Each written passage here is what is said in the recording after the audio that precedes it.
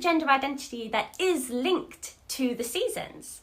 This is called Genderseason. All right, everybody, it's time for all of your favorite part of the podcast, where I subject myself to torture by reacting to insane TikToks from the alphabet people on the Clock app. Buckle up and get ready to lose some brain cells with me, but first, if you're watching us on YouTube, don't forget to like, subscribe, and comment with your thoughts. Let me know which one of these is your favorite. Up first, new gender just dropped. Did you know, however, there is a gender identity that is linked to the seasons?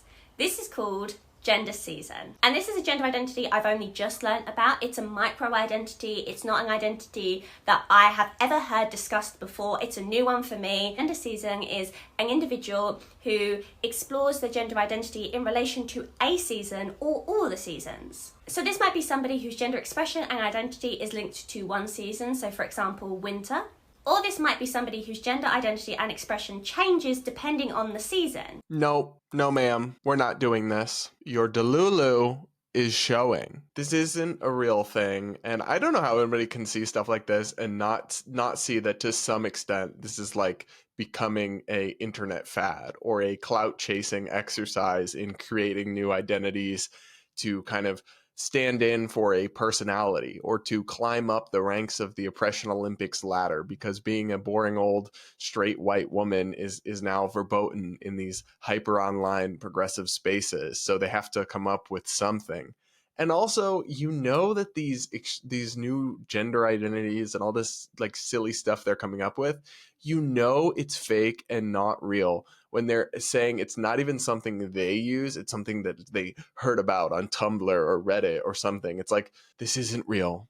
This isn't legitimate. And you're only doing a disservice to the LGBT community by trying to tie this kind of make-believe, nonsense, incoherent stuff to actual gay identity and lesbian identity and acceptance and normalization. Like, no thank you. No thank you. Because I mean, if you go up to the average American and tell them, oh, you need to accept seasonal gender identities that tie to the season, they're going to look at you like you're insane, because you are. So please stop. Please put down the camera. Please stop posting, because babe, you're not helping. If you're anything like me, it probably freaks you out how much information there is about you on the internet. Personally, I didn't realize just how quickly and easily people could find my address with a quick Google search. That's why I've been using Aura, the sponsor of today's video. Aura shows me which data brokers are selling my information and automatically submits opt-out requests for me. Aura found 18 sites that were publicizing and selling my private data and information, and is helping me put a stop to it. Cleaning up my information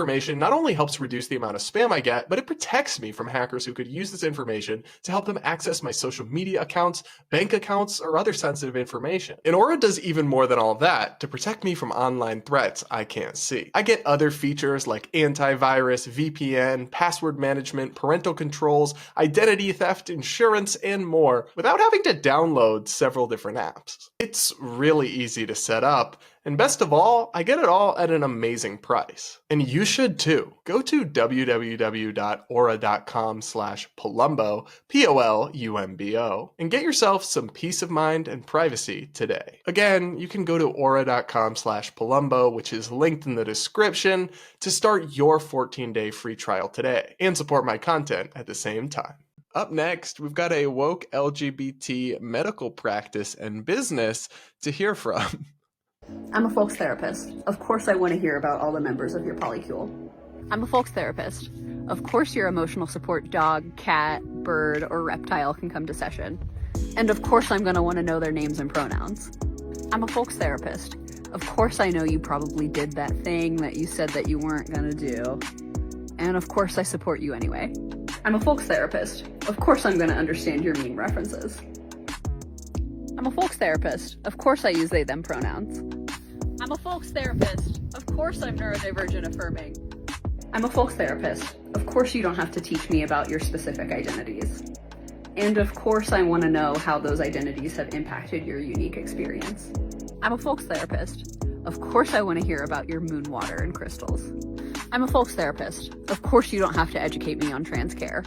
I'm a folks therapist. Of course I'm going to tell you how incredibly proud I am of you. I know what y'all are thinking. This is fake. This is satire. This is a parody video. It isn't. It's real. This is a real business called Folks Health. So, according to the website, this is Folks Health, the largest health and wellness platform for the LGBTQIA plus community. They take insurance, and they're now available in all 50 states. So it is funny to me how capitalist this left-wing, social justice organization is. They've got their prices plastered all over their website, but it's also interesting they seem to do a lot of remote services. So you can get hormone prescriptions or other things after meeting with their doctors over Zoom. And I have just a couple thoughts on the kind of video materials they're using from their official accounts to promote their business, like the one I played for you. First is that I just got to be honest, that video and the many others like it on their page would not fill me with confidence in their medical expertise and seriousness. In fact, it'd kind of be an enormous red flag that this place is run by ideological activists rather than actual doctors who follow the science. The other thing, too, is this person sounds like a terrible therapist. She's like, you're going to do that thing I told you shouldn't do, and I'll support you anyway. It's like, so you're just saying you'll enable your patient, you'll tell them they're perfect, you'll let them play the victim and not actually hold them accountable or force them to grow or push them in any way. I don't know. Would you trust a folks therapist? Let me know in the comments, because it's a no from me, dog. It's a no. It's definitely a no from me, dog. Up next, we've got a TikTok update from the world of trans lesbians, or transbian? I wanted to speak a little bit about trans lesbians. As you see, I have the lesbian flag in back of me. I am a trans woman, although I do get misgendered a lot. It sucks, but that's okay. But I am also a trans woman who loves women. So I am a trans lesbian or a transbian. I have been with my wife for how long, Egg? It'll be 22 years. 22 years. We've been together for 22 years. So this coming anniversary is going to be our 20th anniversary. But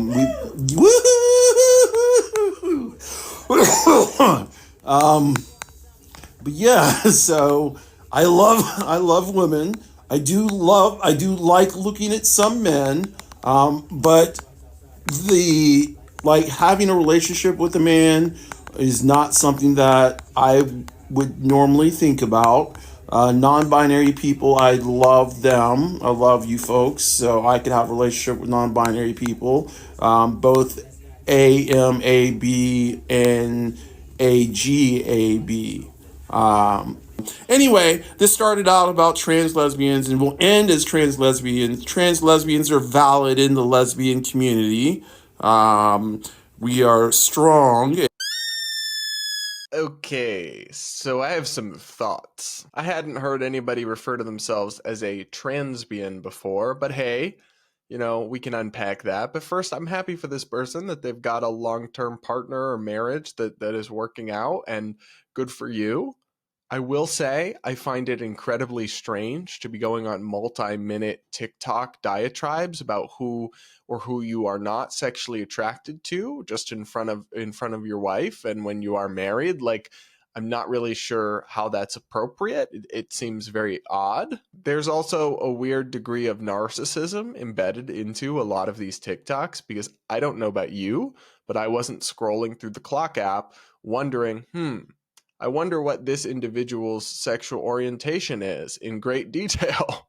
And I'm not sure there's anyone out there that was wondering that, but this individual decided that was important to share. And you see this a lot with these long TikTok diatribes about their unique special identities and everything. And it's like, babe, nobody really asked. And I'm not sure anybody really needs to know. And the other thing is, this person isn't this person is bisexual. They said they would be interested in sexually or romantically or whatever. Again, you have a wife. Why are you talking about this? But whatever.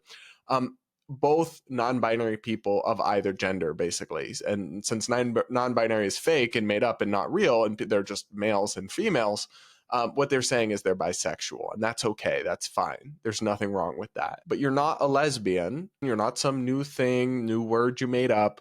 and just stop. Stop inventing new things, new labels, tacking on new letters to the alphabet. You're just weighing us down. And on the trans lesbian or transbian thing specifically, I don't know exactly what they should call it because I agree it's not the exact same thing as a typical heterosexual relationship. If you have a trans woman and a woman in a relationship, that's not the same thing as just a typical straight relationship.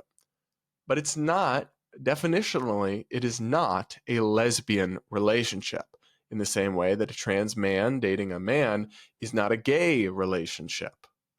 And this is actually important. This is an important distinction because our sexual orientations are rooted in biological sex, not gender identity. If we start to accept the premise that our orientations, what it means to be gay or what it means to be lesbian, is about gender or feelings of self-perception rather than about biology, then we are undercutting and erasing the whole born this way, biological attraction, can't choose it, not a choice, that whole narrative that earned us acceptance and normalization in the first place.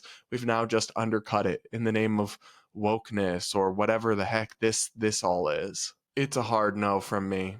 A hard no. It's definitely a no for me, dog. But what do you guys think? Did you lose brain cells from these videos? Let me know in the comments below, and don't forget to hit the like button if you're watching us on YouTube. And with that, that's it for this episode of the Damage Control Podcast, and I'll see you all next time.